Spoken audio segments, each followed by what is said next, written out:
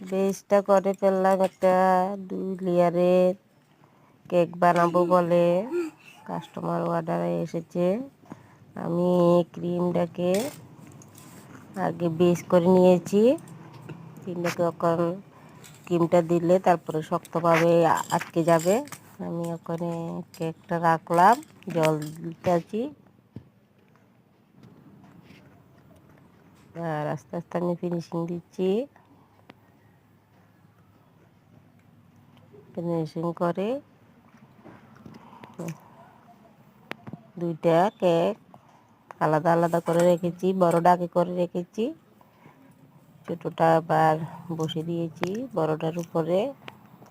2টা দেখাতে তো অনেক সময় লাগবে, একটা আগে করে রেখেছি, একটা পরে দেখাচ্ছি আর কি। কালারফুল হয়েছে এটা। দেখেছি ঘুরে ঘুরে কোন দিক দিয়ে খালি আছে। এবার ডেকোরেশনটা করে ফেললাম।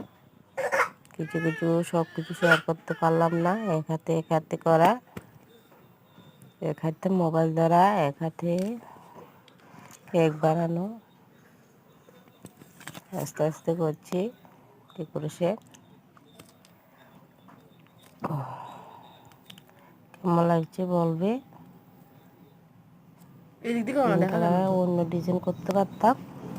তারা বলে যে পিঙ্ক কালার দিতে, এই কালার অরেঞ্জ কালার দিতে, এর জন্য দিয়েছি 2টা কালার কাস্টমারের চয়েসের মতো। দেখো আস্তে আস্তে বানিয়ে ফেললাম। কেমন হলো বলবে। যদি পছন্দ হয়ে থাকে লাইক, কমেন্ট, শেয়ার, সাবস্ক্রাইব